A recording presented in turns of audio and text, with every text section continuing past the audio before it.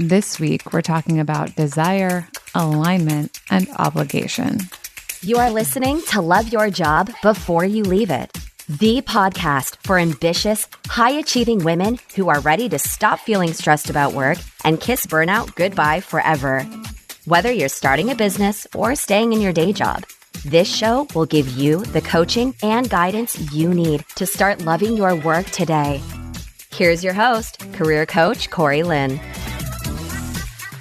Hello, hello, hello. Happy Wednesday. It is Friday for me.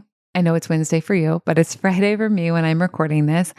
And I'm so excited because tomorrow my best friend is flying in from China. Now, by the time y'all hear this, this trip will have come and gone already because I'm batching my podcasts early so that I will be able to spend time with my friend and not have to record podcasts, and also because we're traveling this month. But I want to tell you what's going on for me right now, so I'm going to do that. So my bestie has been living in China for years and teaching English, and I think it's been really great for her, but I haven't seen her in a really long time, and so she's coming tomorrow, and she's staying with us for 2 weeks, and I'm fucking stoked. And like I said, I'm recording a bunch of my podcasts ahead because the room I usually record my podcasts in is the room she'll be staying in. So we want to give her all the space and not have to be like, oh, can I come in and record a podcast? So just getting these recorded early.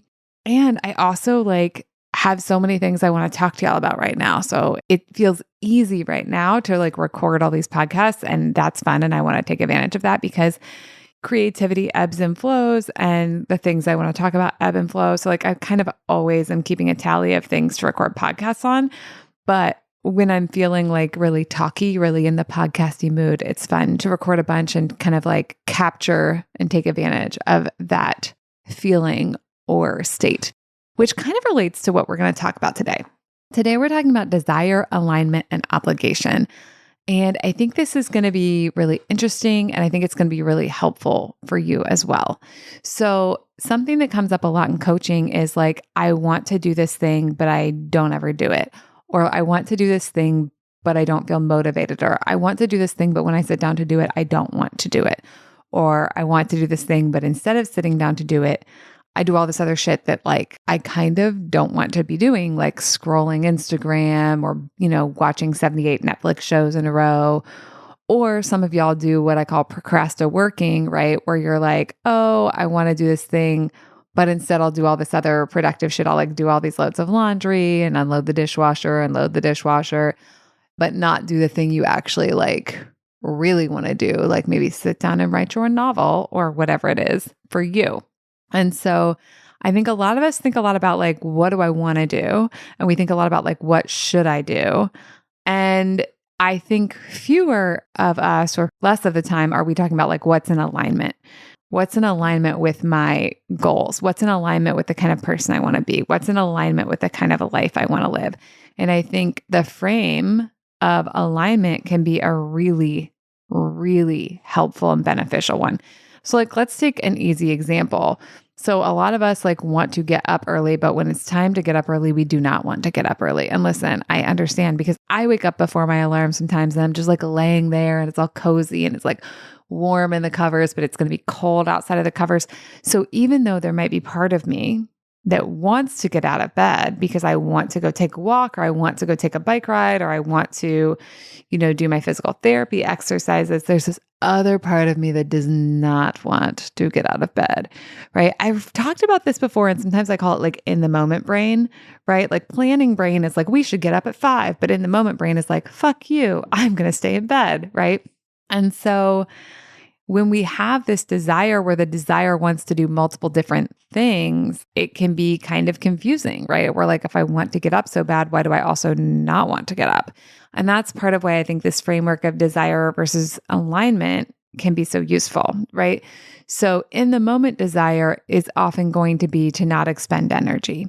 And the moment desire is often going to be to experience pleasure, right? Or in the moment, desire might be to avoid pain, right? To avoid discomfort, to avoid difficulty, right? So if you want to write your novel, but you also worry that other people might not like it, or maybe it won't be very good, Like, of course, in the moment, brain is like, that sounds painful. Don't want to do that. Also, it seems like it's going to cost energy. Don't want to spend that.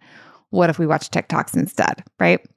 So I do think desire is really valuable and really beautiful, but there's in the moment desire and then there's like overall life desire, right? Like I'm a person who sometimes struggles to go to bed.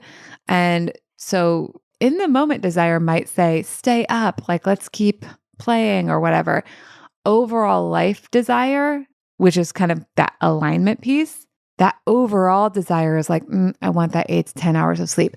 So alignment then is alignment to my goals, to my vision, to the overall desire, to my wildly satisfying life, to being deeply delighted, right?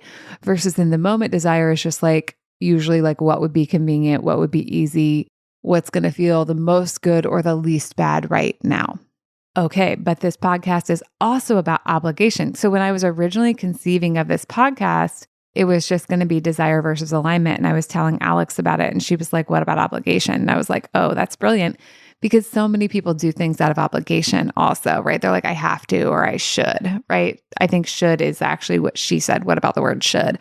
But I kind of frame should as obligation, right? Like, this is what I should do. This is what I must do. This is what I have to do. And I love to question shoulds. I love to question obligations. Like, do we really have to do that? Do we really want to do that? Why are we doing that?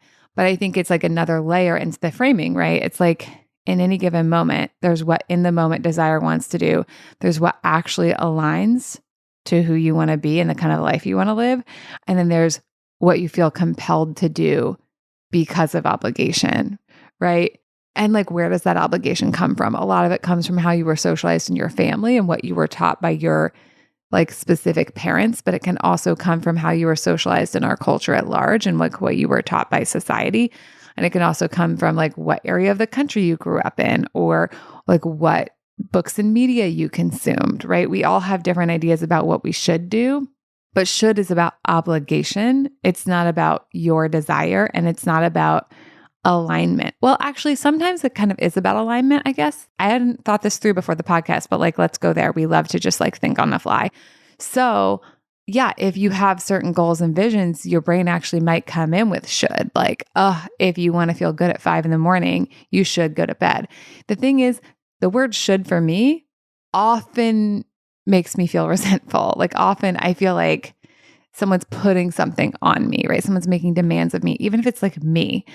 Versus alignment kind of feels more delicious. It feels more like empowered. It feels more choosy, right? I'm choosing this, right? So desire is like in the moment, desire is like, this is what I feel like doing. Should and obligation are like, this is what you should be doing if you want to be successful, if you want to be a good person, if you want to be liked, if you want to be loved, like da, da, da. It's a lot of pressure, right? Whereas alignment is like all about you. If you're aligning to yourself, I guess you could be aligning to something else, and I would invite you to maybe stop and think about if that's what you really want to do. But when you're aligning to you, it's like thinking through like, okay, who do I want to be as a person? What kind of life do I want to have? What would be wildly satisfying to me? What would be delicious to me? Like, how do I want my career to go? How do I want my relationships to go? What do I want my house to be like? Like, what do I want my habits to be like? And then how can I align to that? How can I make aligned choices? Now, real life is not like a podcast. So things are probably not going to fall 100% neatly in a bucket. It's like, this is 100% in the moment desire, and this is 100% alignment, and this is 100% obligation. In real life, it might be kind of more blurry, but I think about like, how can you be moving from wherever you are to like 5% more alignment, 6% more alignment, like moving a little closer to alignment from obligation, moving a little bit closer to alignment from in the moment desire. Not that there's anything wrong with in the moment desire. It's just usually not going to help us get to like the thing we're dreaming of or the thing we're envisioning. In the moment desire usually kind of keeps things the same, or maybe even like takes us out of our habits, right? Like I have a lot of habits that I think are super helpful. And in the moment desire often comes in as like, oh, what if we don't do that? Right? Like I do think if you've set a habit up, it's easier to do the thing. And I don't know about your brain, but for my brain, at least, my brain's still like, I do physical therapy most days, like little activities, little workout things. And most of the time my brain's like, oh yeah, we just do those every day. But sometimes it'll be like, what if we didn't? And it'll be like, what if we didn't do it just today? Or what if we didn't do it just this week? Right. So my like little in the moment desire will kind of come and see if it can separate me from my habits and separate me from my progress. And so sometimes it's even like not like upholding the status quo. It's even like knocking the status quo down and taking me further away from where I want to be. And I think the thing about obligation is it's kind of like using anxiety as fuel. Sometimes you can create stuff that looks really cool for a little bit, but it usually has some not so great side effects, right? A lot of times when we're doing stuff out of obligation, we burn out or we become resentful or we're successful, but it turns out that the success we're creating doesn't actually fit with what we want to have and be and do, right? So that's just something to be aware of and keep your eye out for. Let's look at a few more examples, right? Like an example I talk about all the time is like almost never do I actually want to drive to the grocery store and do the grocery shopping. I do drive to the grocery store and do the grocery shopping, even though I know I could use something like Instacart because I like being the one who picks out my own groceries. And like once I'm there, I like kind of like looking at all the stuff. I like looking at all the produce. I like seeing like what interesting new products are available. But in the moment, I'm never like, yeah, I'm usually like, no, right? In the moment brain would totally rather sit on the couch and watch TikToks for 4 hours. But alignment is like, I want to have the food that I want to have in the house. And so I'm going to do it. And obligation could come in also and be like, you should do this and you should do that and you should do it that way. But like, I don't really feel obligation that much about this task anymore. So I can't even like really imagine where it would fit in. But I'm sure it does. And it used to, back in the day for me, probably like you should go grocery shopping at this time or in this way. But it doesn't really show up for me in that area anymore. Now, like, let's take a work example. Let's say you need to have like an important conversation with your boss, right? Obligation brain actually may come in and go like, you really need to have that conversation. But if that doesn't feel empowered, if it doesn't feel like you're choosing that, then you might be like, no, I don't want to have that conversation, right? In the moment, desire is probably like, I don't want to. I'd rather like play Candy Crush, right? Or check Facebook or do something that's not going to feel emotionally and mentally taxing. But if you have alignment, you can think about like, what do I want to have happen and what's aligned to that? Like, what kind of relationship do I want to have with my boss? Like, who do I want to be in my work life? And you could decide like, oh, actually, it's not aligned for me to have that conversation. And then like, okay, so maybe we don't. But if it is aligned, I think you'll find it's easier to get yourself to do it if you're doing it from a place of alignment and like you feel empowered and you feel like you're choosing on purpose, not because you have to or you should, but because it matches to who you want to be and the kind of life you want to create and the kind of career you want to have and the kind of relationships you want to have at work. Okay, let's look at one more example. Like, let's say you have like a parenting situation, right? Where your kid's doing something, you don't like it, but like in the moment brain's like, it's easier just to not fight with them. And then obligation brain is like, if you were a better parent, that sounds actually more like a judgy brain, but like judgy and obligation brain can kind of go together. Like if you were a better parent, your kid wouldn't be doing this. Or like obligation brain can come in and be like, oh my God, it's mandatory that your kid never does that again. Like that reflects badly on you. You have to like punish them, right? But then you can think about like, what does alignment brain say? Making the choice from alignment might be like, oh, part of me doesn't want to deal with this right now, but I know it's actually in deeper alignment for me to address this with my child, even though it's going to be inconvenient and emotionally taxing.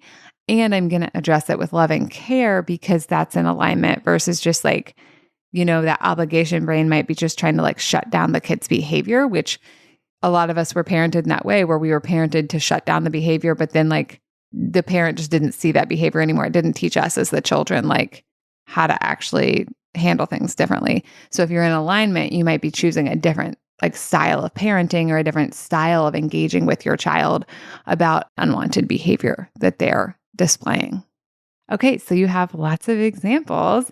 And I think this is going to be super helpful for you. Just like think about an area in your life where like you struggle to do something and think about like, oh, how much of that struggle is like in the moment desire and how much of that struggle is like not being clear on the alignment and how much of the struggle is like getting wrapped up in like the obligation aspect versus like the empowered choice aspect. And then see how this framing can help you make different choices and bring you closer to that wildly satisfying for you life and career. I'm so excited to hear how you use this tool to create more of what you want in your life. So come send me an email or come talk to me on Instagram and tell me all about how you're using this and what you're accomplishing with it. And if you want more tools like this and you want my brain laser focused on whatever you're doing as you kind of bring your life and career into alignment with your satisfying as fuck vision for what they could be, come sign up for a consult call and let's talk all about how you can do that. And if it sounds like a good fit, I'll tell you how you can work with me to support you in your efforts. All right, that's what I have for y'all today. Thank you so much and have a lovely week. Bye. Thank you for listening to Love Your Job Before You Leave It. We'll have another episode for you next week. And in the meantime, if you're feeling super fired up, head on over to CoreyLynn.com for more guidance and resources.